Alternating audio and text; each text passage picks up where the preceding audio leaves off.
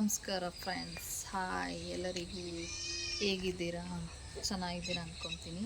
ಇವತ್ತು ಒಂದು ಮಾಹಿತಿ ಏನಂದರೆ, ಎಕ್ಸಿಮಿಷನ್ ಮಕ್ಕಳಿಗೆ ಎಕ್ಸಿಮಿಷನ್ ಬಗ್ಗೆ ಮಾಹಿತಿ ಕೊಡೋದ್ರಿಂದ ಏನು ಉಪಯೋಗ ಅನ್ನೋದ್ರೆ, ಎಕ್ಸಿಮಿಷನ್ ಯಾವ ಥರ ಅಂದರೆ, ಗಿಡಗಳಿಟ್ಟಿರ್ತಾರೆ, ಎಲ್ಲ ಥರದ ಗಿಡಗಳು ಒಂದು ಕಡೆ ಇಟ್ಟಿರ್ತಾರೆ.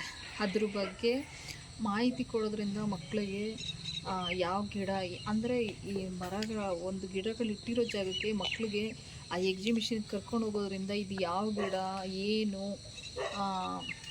ಅಂತ ಗೊತ್ತಾಗುತ್ತೆ. ಇವಾಗ ಕೆಲವು ಮಕ್ಕಳಿಗೆ ಕೊತ್ತಂಬರಿ ಸೊಪ್ಪು ಅಂದ್ರೇ ಗೊತ್ತಿರಲ್ಲ, ಅಷ್ಟು ಮಟ್ಟಿಗೆ ನಮ್ಮ ಹಿಂದಿನ ಕಾಲದಲ್ಲಿ ಎಲ್ಲ ಕಾಳು ಬೇಳೆಗಳು ಎಲ್ಲ ಗೊತ್ತಾಗ್ತಿತ್ತು ಮಕ್ಕಳಿಗೆ.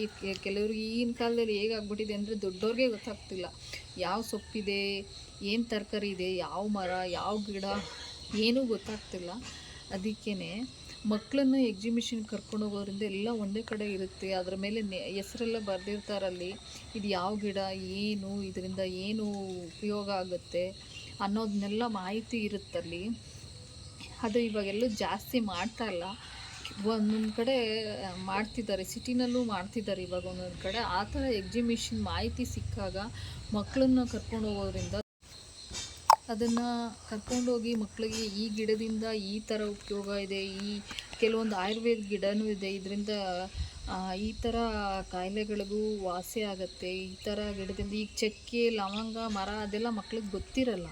ಕೆಲವು ಕಡೆ ಅದನ್ನೆಲ್ಲ ಮಕ್ಕಳಿಗೆ ತೋರಿಸ್ಬೇಕು, ಇದು ಚಕ್ಕೆ ಮರ, ಇದು ಲವಂಗ ನಾವು ತಿಂತೀವಿ. ಇವಾಗಂತೂ ಮಳೆಗಾಲ ಆಗಿರೋದ್ರಿಂದ ಚಕ್ಕೆ ಅದೆಲ್ಲ ಬಾಡಿಗೆ ತುಂಬ ಹೀಟ್ ಪದಾರ್ಥ ಅದಲ್ಲ, ಅದೆಲ್ಲ ತಿನ್ನೋದ್ರಿಂದ ತುಂಬಾ ಆರೋಗ್ಯಕ್ಕೆ ಒಳ್ಳೆಯದು. ಶೀತ, ನೆಗಡಿ, ಕೆಮ್ಮು ಇದು ಯಾವುದೂ ಆಗೋದಿಲ್ಲ ಜಾಸ್ತಿ. ಈ ಬಾಡಿನ ತುಂಬ ಹೀಟಲ್ಲಿ ಇಟ್ಕೊಬೇಕಂದ್ರೆ ತುಂಬ ಬಿಸಿನಲ್ಲಿ ನಮ್ಮ ಬಾಡಿನ ಇಟ್ಕೊಬೇಕು. ಅಂದರೆ ಸ್ವೆಟರ್ ಹಾಕ್ಕೊಬೇಕು, ಟೊಪ್ಪಿ ಹಾಕ್ಕೊಬೇಕು. ಅಷ್ಟೇ ಅಲ್ಲದೆ ಊಟದಲ್ಲೂ ನಮಗೆ ಒಳ್ಳೆ ಇದು ಸಿಗಬೇಕು. ಅದ್ರ ಬಗ್ಗೆ ಮಕ್ಕಳಿಗೆ ಮಾಹಿತಿ ಕೊಡೋದ್ರಿಂದ ತುಂಬ ಯೂಸ್ ಆಗುತ್ತೆ. ಆದಷ್ಟು ಮಕ್ಕಳನ್ನ ಬೆಚ್ಚಗಿಡಬೇಕು. ಇದರಿಂದ ಬರೀ ಸ್ವೆಟರು, ಟೊಪ್ಪಿ ಹಾಕೋದ್ರಿಂದನೇ ಬರಲ್ಲ. ಇದರಿಂದ ಯಾವ್ಯಾವ ಊಟ ಮಾಡಬೇಕು, ಯಾವ್ಯಾವ ಮರದ ಈ ಥರ ಮಾಹಿತಿ ಕೊಡೋದ್ರಿಂದ ಮಕ್ಕಳಿಗೆ ಊಟದಲ್ಲೂ ಪ್ರಕೃತಿ ಬಗ್ಗೆ ತಿಳಿಸ್ಕೊಡೋದ್ರಿಂದ ತುಂಬ ಉಪಯೋಗ ಮಾಹಿತಿ. ಇದರಿಂದ ಮಕ್ಕಳು ಮೈಂಡೂ ಸ್ವಲ್ಪ ಆ್ಯಕ್ಟಿವೇಟ್ ಆಗುತ್ತೆ.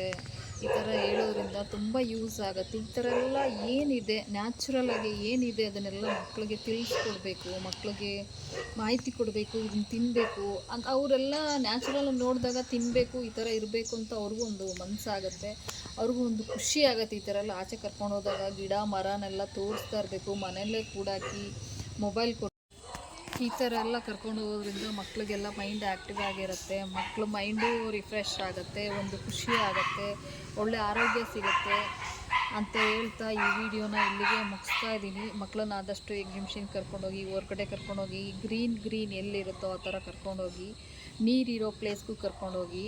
ನೀರು ಕೆಲವು ಮಕ್ಕಳಿಗೆ ಎದುರ್ಕೊತಾರೆ, ನೀರು ಅಂದರೆ ಅಲ್ಲಿಗೆಲ್ಲ ಕರ್ಕೊಂಡು ಹೋಗೋದ್ರಿಂದ ಸ್ವಲ್ಪ ಅವ್ರಿಗೆ ಚಿಕ್ಕ ವಯಸ್ಸಿಂದಲೂ ಭಯ ಹೋಗುತ್ತೆ, ಸ್ವಲ್ಪ ಇದಾಗತ್ತೆ ಅಂತ ಹೇಳ್ತಾ ಈ ವಿಡಿಯೋ ಇಲ್ಲಿಗೆ ಮುಗಿಸ್ತಾ ಇದ್ದೀನಿ. ಬಾಯ್ ಫ್ರೆಂಡ್ಸ್, ನಮಸ್ಕಾರ.